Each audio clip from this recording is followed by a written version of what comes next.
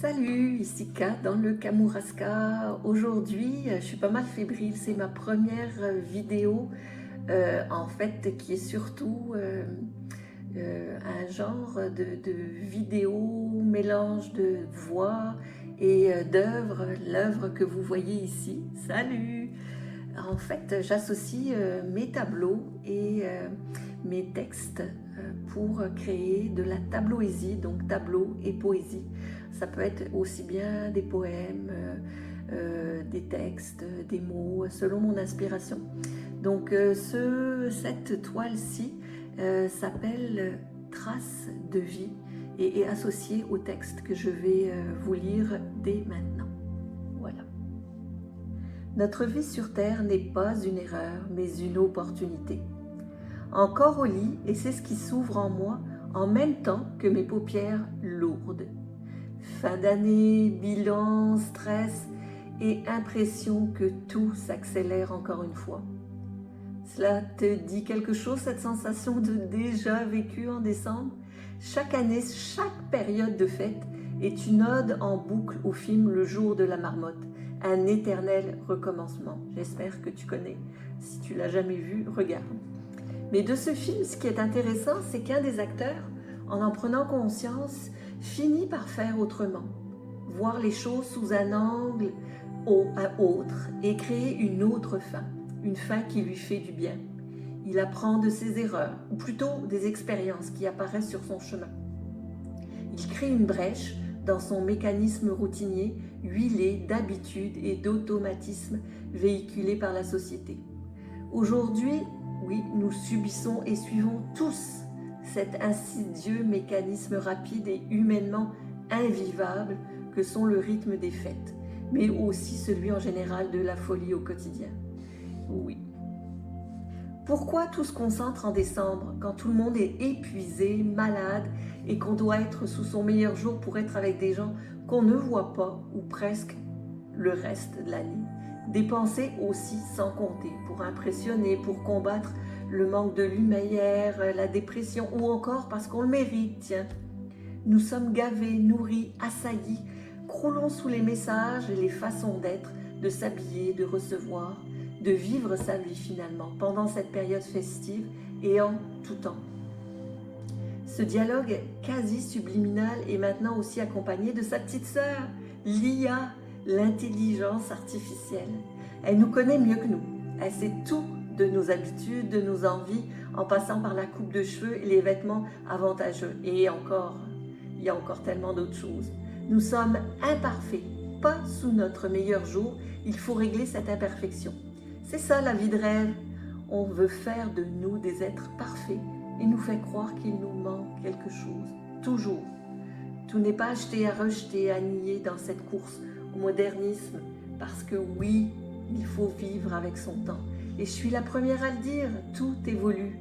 Mon but n'est pas de juger et de me faire passer pour une sainte. Mais si je reviens à ma phrase d'entrée en matière, notre vie n'est pas une erreur, mais une opportunité. Nous ne sommes pas des erreurs, des anomalies. Nous n'avons pas besoin d'être mieux, plus ou ressembler aux autres. Nous avons simplement besoin de reprendre goût à ce que nous sommes, des êtres humains, doués, uniques, dotés de capacités et d'une grande créativité si on nous laisse le droit et l'élan de l'exprimer. Fragile, versatile, curieux, curieuse, furieux, furieuse, gentil, gentil, drôle, bienveillant, bienveillante, amoureuse, amoureux et tellement plus. Évoluer dans notre siècle semble s'apparenter maintenant plutôt à l'inverse. À vouloir tout faire pour nous, nous transformer, on nous infantilise, nous rend dociles et identiques. On perd ce qui fait de nous un être spécial et différent.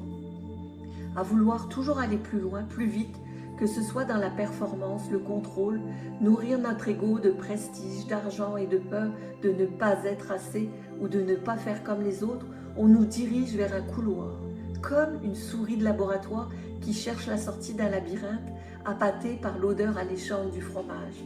Notre fromage à nous est de vouloir toujours plus. On ne se contente plus d'un morceau de fromage, on veut la meule au complet.